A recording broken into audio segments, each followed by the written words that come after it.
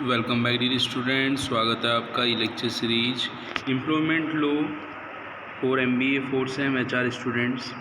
आज हम यूनिट 3 में से जो टॉपिक ले रहे हैं एम्प्लॉय स्टेट इंश्योरेंस, जिसको हम शॉर्ट में ESIC बोलते हैं। एम्प्लॉय स्टेट इंश्योरेंस कॉरपोरेशन जो रहती है, वहाँ पे एम्प्लॉय स्टेट इंश्योरेंस एक्ट की हम बात करेंगे 1948 की।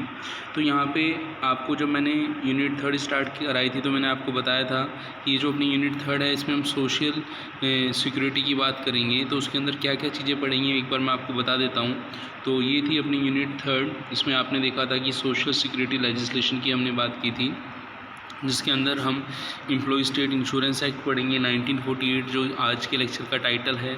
और इसके बाद जो आने वाले लेक्चर हैं उसमें हम employ provident fund miscellaneous provision act 1952 को पढ़ेंगे। वो भी सोशल सिक्योरिटी लेजिस्लेशन का पार्ट है, जैसे ESI एक्ट आपका पार्ट है। फिर हम पेमेंट एंड ग्रेजुटी एक्ट पढ़ेंगे और लास्ट सेकेंड में हम पढ़ेंगे वर्कमैन कंपनसेशन एक्ट 1923 और वुमेन एम्प्लॉय के लिए हम मैटरनिटी बेनिफिट एक्ट पढ़ेंगे। तो कहने का मतलब ये है कि ये जो सोशल सिक्योरिटी लेजिस्लेशन है उसके अंदर हम हमारे सिलेबस के अंदर ये जो एक्ट हैं आपका ESIC एक्ट है, EPF एक्ट है, ग्रेजुटी का एक्ट है, वर्कमैन कंपनसेशन है, मैटरनिटी बेनिफिट एक्ट है, इनको हम आगे पढ़ेंगे। अब हम बात करेंगे आज के लेक्चर की, लेक्चर नंबर 16 जो है, जिसमें हम पढ़ने जा रहे हैं एम्प्लॉय स्टेट इंश्योरेंस। तो सबसे पहले आप समझिएगा कि ये जो एक्ट है आपका कब इंट्रोड्यूस हुआ था। 19 अप्रैल 1948 में ये एक्ट इंट्रोड्यूस हुआ था। और जब भी कोई एक्ट लाया जाता है तो उस एक्ट को लाने के पीछे कुछ ना कुछ ऑब्जेक्टिव रहते हैं। जैसे आप देखें, इस एक्ट का एम क्या है, providing for certain cash benefit to employ in case of sickness. यदि एम्प्लॉय बीमार रहता है तो उसको कैश बेनिफिट मिलें, एम्प्लॉयमेंट इंजरी के केस में उसको कैश बेनिफिट मिलें, और एंड मेडिकल फैसिलिटी उसको जो भी ऑर्गेनाइजेशन में है वो उसको मिलनी चाहिए। फिर हम बात करेंगे इस एक्ट के अंदर हम कुछ प्रोविज़न्स भी देखेंगे। पहले हम फीचर ऑफ दिस एक्ट समझ लेते हैं। तो सबसे पहले हमें ये पता ही है कि जो एम्प्लॉय स्टेट इंश्योरेंस एक्ट 1948 है वो अपना सोशल जो लेजिस्लेशन है उसका पार्ट है। इस एक्ट का जो पर्पस था वो यही था, इन केस ऑफ आपका injury, in case of sickness, medical facility जो है प्रोवाइड करना। तो ये जो आपका एक्ट है ये ह्यूमन की कंडीशन ऑफ वर्क पर अप्लाई होता है कि उसकी वर्किंग कंडीशन अच्छी हो, ऐसी स्थिति कम आए जैसे इंजरी की स्थिति है, सिकनेस की स्थिति है। फिर हम ये बात करेंगे कि जो एक्ट है इसके अंदर जो एम्प्लॉय को जो बेनिफिट मिलता है वो आपका कैश बेनिफिट भी मिलता है। तो बेनिफिट्स की हम बात करेंगे। जो पर्सन इसमें रजिस्टर्ड रहते हैं उनको क्या करना पड़ता है, उनको कॉन्ट्रीब्यूशन करना पड़ता है। उनका एक कार्ड बनता है, एक ID कार्ड बनता है, जिसमें वो आपका एम्प्लॉय स्टेट इंश्योरेंस जो है ESIC के अंदर उनको बेनिफिट क्लेम करने का राइट्स मिलता है। तो वो वही पर्सन ले सकते हैं राइट्स जिन्होंने इसके कार्ड का जो है इशू करा रखा है, आइडेंटिटी कार्ड बनवा रखा है, जो रजिस्टर्ड हैं और जो कंट्रीब्यूशन कर रहे हैं। और आपको पता है कि कोई भी एक्ट आता है तो उस पर कंट्रोल करने के लिए एक आपका एपेक्स बॉडी होती है। तो यहाँ पे आप ये देखें, जो मशीनरी एलोबरेट मशीनरी जो है, जो effective administration of the ESI act के लिए है, वो है ESI कॉरपोरेशन, जो मैंने आपको लेक्चर की स्टार्टिंग में बताया था। The apex body ESI corporation subordinate to which are standing committee and medical benefit counseling for the above reason। कि जो ESI कॉरपोरेशन है वो क्या करती है, इसके लिए मशीनरी है, एक रेगुलेटर है जो इस एक्ट का एडमिनिस्ट्रेशन करती है। और आप ये देखें कि जो एक्ट है गवर्नमेंट ऑर्गेनाइजेशन के अंदर तो एप्लीकेबल होता है। It is publicly corporate control and subsidize by the government. इसके अलावा इस एक्ट की जो फंडिंग होती है वो कैसे होती है, जैसा कि आपको पता है, जब ये ESI का आप ID कार्ड बनवाते हैं, रजिस्ट्रेशन कराते हैं, तो आपको कंट्रीब्यूशन करना पड़ता है। वहाँ पे एम्प्लॉय कंट्रीब्यूशन भी होता है और एम्प्लॉयर कंट्रीब्यूशन भी होता है।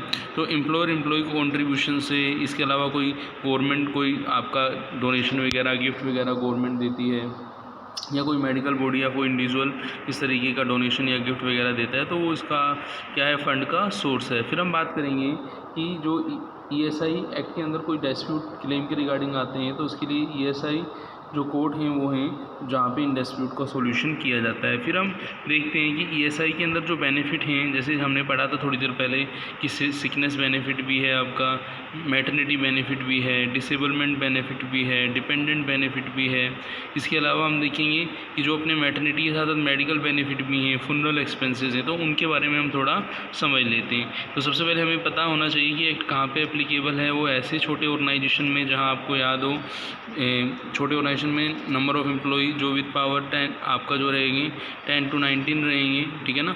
नॉन पावर के केस में 20 या मोर एम्प्लॉय रहेंगे। यहाँ पे शॉप भी रहेंगे, होटल भी रहेंगे, रेस्टोरेंट भी रहेंगे, सिनेमा हॉल जो हैं, न्यूज़पेपर एस्टेब्लिशमेंट जो हैं वो भी इसके अंदर कवर होंगे। रोड मोटर ट्रांसपोर्ट कंपनी भी इसके अंदर कवर में होंगी जो जहाँ पे 20 और मोर एम्प्लॉय हैं। ये एक्ट कहाँ अप्लाई नहीं होगा, जैसे हम देखें तो माइन या रेलवे रनिंग पे ये एक्ट जो है अप्लाई नहीं होगा, ठीक है ना। स्पेशलाइज सीजनल फैक्ट्री पर ये एक्ट अप्लाई नहीं होगा। स्टेट गवर्नमेंट जो है, स्टेट गवर्नमेंट की जो एस्टेब्लिशमेंट हैं जो ईएसआई कॉरपोरेशन के अंदर आते हैं, स्टेट गवर्नमेंट में extend the provision of the act cover other establishment industries commercial agriculture in consultation with the ESI corporation with the approval of central government after giving 6 month notice of its intention to do so in a official gazettes। तो हम ये देखें कि ये जो कोई भी establishment, कोई भी स्टेट गवर्नमेंट इसके दायरे में लाना चाहती है तो 6 महीने का नोटिस देके वो इसको इसके दायरे में ला सकते हैं। फिर हम शुरुआत करेंगे इस एक्ट के अंदर, ईएसआई एक्ट के अंदर बेनिफिट जो मिलने वाले हैं वो क्या हैं। तो मेडिकल बेनिफिट की हम बात करें तो फुल मेडिकल फैसिलिटी मिलती है एम्प्लॉई को, उसके डिपेंडेंट को, जैसे ही वो इसके अंदर रजिस्टर्ड होते हैं। यहाँ पे चीज़ ध्यान रखनी है आपको, ये जो मेडिकल फैसिलिटी होती है ये ईएसआई हॉस्पिटल वगैरह उनके थ्रू प्रोवाइड कराई जाती है। एक लार्ज नेटवर्क है और जो एम्पेलमेंट होता है मेडिकल इंस्टीट्यूशंस का ईएसआई के साथ, वहाँ पे ये फैसिलिटी, मेडिकल फैसिलिटी मिलती है। यहाँ पे हम देखें एलिजिबल कंडीशन क्या है मेडिकल बेनिफिट के लिए। From day 1 of entering insurable employment, कि जैसे ही कोई पर्सन है या उसका डिपेंडेंट है, जो पर्सन है, सेल्फ है जो एम्प्लॉयड हुआ है, वो इस स्कीम के अंदर रजिस्ट्रेशन कराता है, ठीक है ना। और वो टाइम लिमिट है जो वो पूरा कर लेता है। For a self and spouse on superannuation subject having a 5 year in insurable employment और सुपर एन्यूशंस। यहाँ पे आप देखिए 5 ईयर की कंडीशन लगाई है कि एम्प्लॉई जो है उस संस्था के अंदर जुड़ा होना चाहिए। कॉन्ट्रीब्यूशन की यदि हम बात करें तो यहाँ पे जो सुपर एन्यूटेड डिसेबल जो अमाउंट जाता है वो 1220 पर एनम जाता है। जब ये एक्ट आया था उस समय का ये लिमिट है, इस लिमिट के अंदर चेंज भी होते हैं। फिर हम बात करेंगे सिकनेस बेनिफिट। सिकनेस बेनिफिट का मतलब ये हुआ जैसे मेडिकल बेनिफिट मिलते हैं, ऐसे यदि कोई एम्प्लॉई सिक हो जाता है तो वो इंश्योर्ड है तो उसको कैश बेनिफिट मिलेंगे सिकनेस के।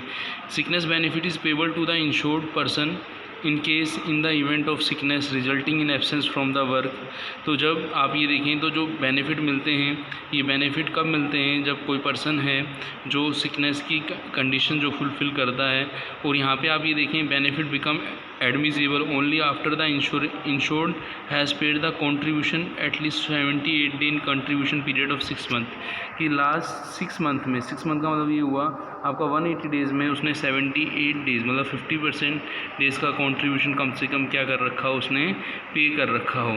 तो ये इसकी कंडीशन है सिकनेस बेनिफिट की। अदर कंडीशंस भी हैं। Sickness benefit is payable for the maximum 91 day और 2 कंसेक्यूटिव कंट्रीब्यूशन पीरियड। मतलब आप देखें कि सिकनेस बेनिफिट जो है वो पेबल होता है मैक्सिमम 91 डेज़ का, मतलब 91 का मतलब मान लें हम 3 मंथ का होता है और साल के अंदर 2 कंसेक्यूटिव कंट्रीब्यूशन पीरियड रहते हैं 1 ईयर के अंदर, तो उसमें इसका पेमेंट भी किया जाता है। फिर हम देखेंगे ये जो सिकनेस बेनिफिट है इसको हमने डिवाइड कर रखा है कि कैश बेनिफिट यदि एम्प्लॉई कैश में बेनिफिट लेना चाहता है, और हम सेकंड देखें तो आपका एन कैश सिकनेस बेनिफिट। इसको ऐसे समझिएगा, सपोज़ मान लीजिए आपने एक वर्ड सुना होगा कैशलेस, याद हो है ना।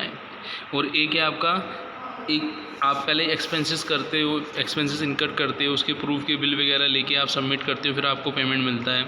तो एक्सटेंडेड कैश सिकनेस बेनिफिट और एनहेंस सिकनेस बेनिफिट, इसके अंदर हम देखते हैं कि इसके अंदर एम्प्लॉय को यही बेनिफिट होता है कि वो अपनी जो भी सिकनेस का प्रूफ है, उसके पास बिल वगैरह है, जो है टेस्ट की रिपोर्ट हैं, जो भी है वो सारी अपनी जो भी उसकी बीमारी है उससे संबंधित जो भी रिपोर्ट्स हैं, डेटा हैं, वो उसका डेटा की पूरी रिपोर्ट जो फाइल वगैरह है वो सबमिट करेगा और उसके बेस पर उसके क्लेम का जो डिसीजन होता है।